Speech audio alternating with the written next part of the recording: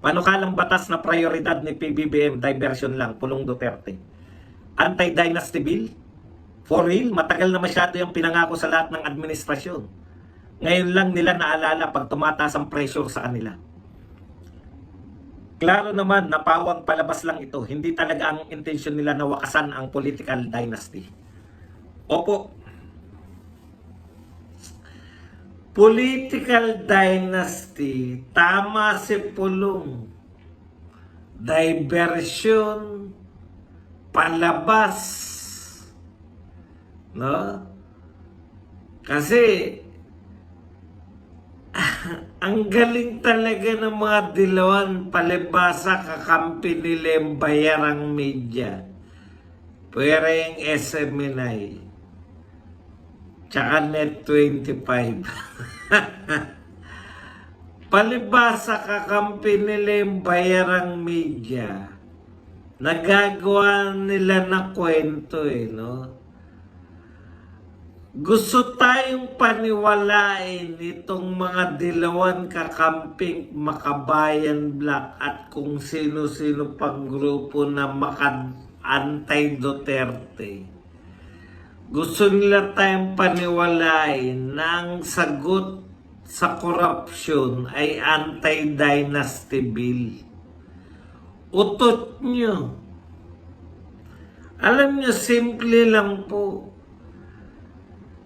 Pag ganito po, kung titingin kayo na solusyon sa problema, pag pinatupad mo ba yung solusyon na yan, mawawala yung problema? Ibig sabihin na ngayon, halimbawa, mag-resign yung lahat ng may kamag-anak. Halimbawa, Duterte.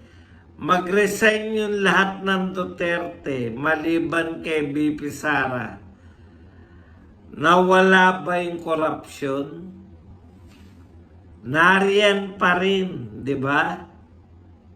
So, hindi po siya solusyon. Ang solusyon po sa korupsyon, ipahuli nyo, kasuhan ninyo, ipakulong ninyo yung mga magnanakaw. Bakit tayo yung ipakulong? Bakit tayo yung imbestigahan? Kaysa nag-iisip kayo mga senador at congressman na mga palabas, pautot lang at palabas siyang anti-dynasty bill. Ano po ang pwedeng nyong gawin bilang senador at congressman?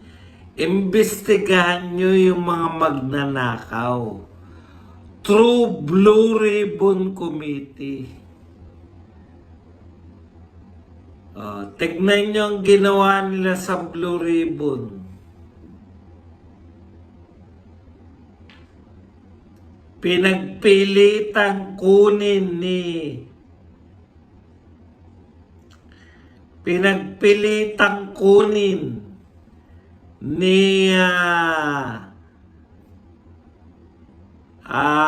Ping Lacson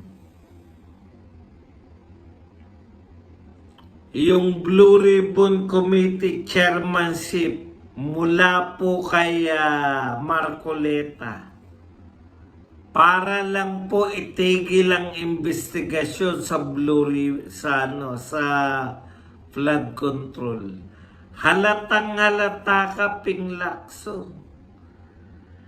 Hindi namin sinabi na huwag mong imbestigahan ang BIR.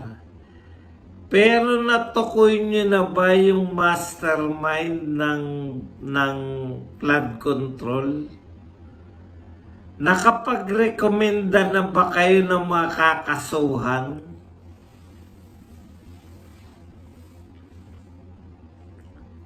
Kaya Keiko, Rizal Tiberos, Bam Aquino, dito naman sa Congress, Laila de Lima, Shell Jokno, si Tabi, wala po silbi yung mga yung galawan nyo sa anti-dynasty bill. Magre-resign ba si Sandro? Si Sandro Marcos nagsulong eh. Alam nyo, peke yung sinusulong nyo. Kasi kung ako po, nag-file ako ng bill na ayoko ng anti-dynasty, gagawin kong halimbawa ang sarili namin o dahil ayoko po ng anti-dynasty law. Pagka-file ko po nitong batas na to para ipakita po sa inyo na tapat ako, magre-resign ako bilang congressman dahil ang tatay ko ay presidente. Doon maniniwala kami na naniniwala ka dyan sa batas.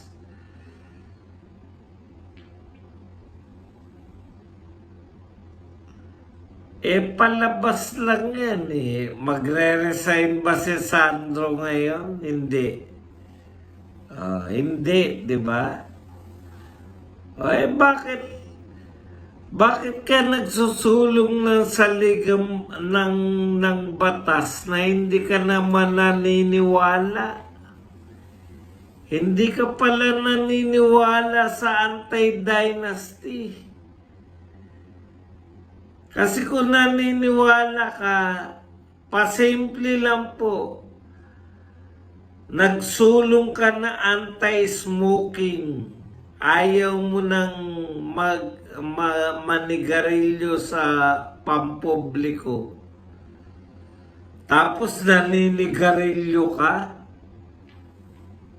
ipokrito tawag dun. Eto, ayaw mo ng anti-dynasty law.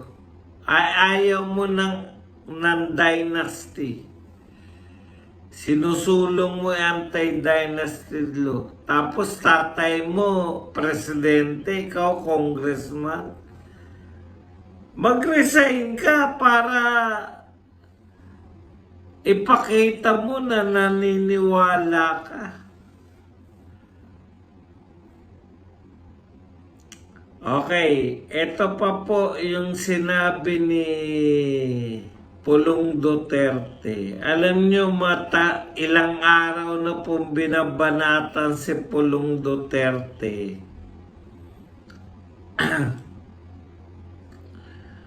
Tungkol po dun sa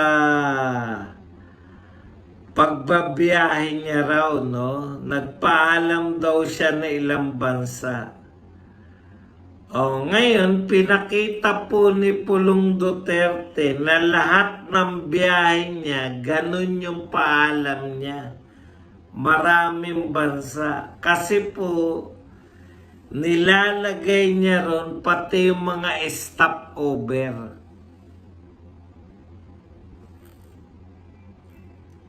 Pahiya na naman kayo. Bakit hindi nyo yan naging issue nung una nagpaalam si Pulong? Ibig sabihin, hindi naman talaga si Pulong bumabiyahe na sa loob ng 2 buwan. Di ba? Eto, stopover lang po yun. Tsaka lahat po ng kanyang travel authority, nilalagay niya lahat ng pwedeng mag-stop over siya.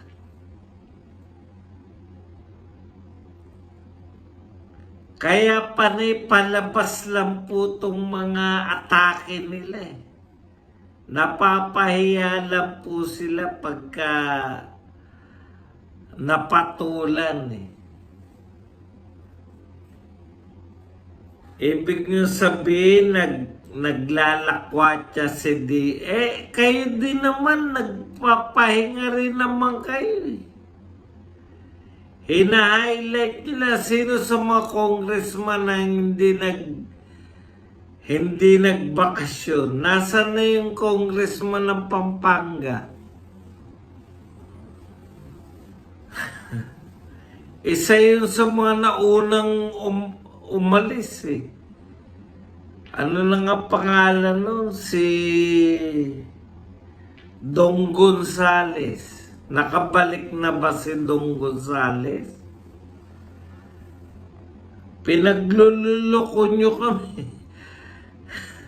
Yung mga Duterte, bumabiyahe, bumabalik. Hindi naman mahilig bumiyahe ang mga yan eh. Kaya nasa biyahe yan mga yan dahil pinakulong nyo yung tatay.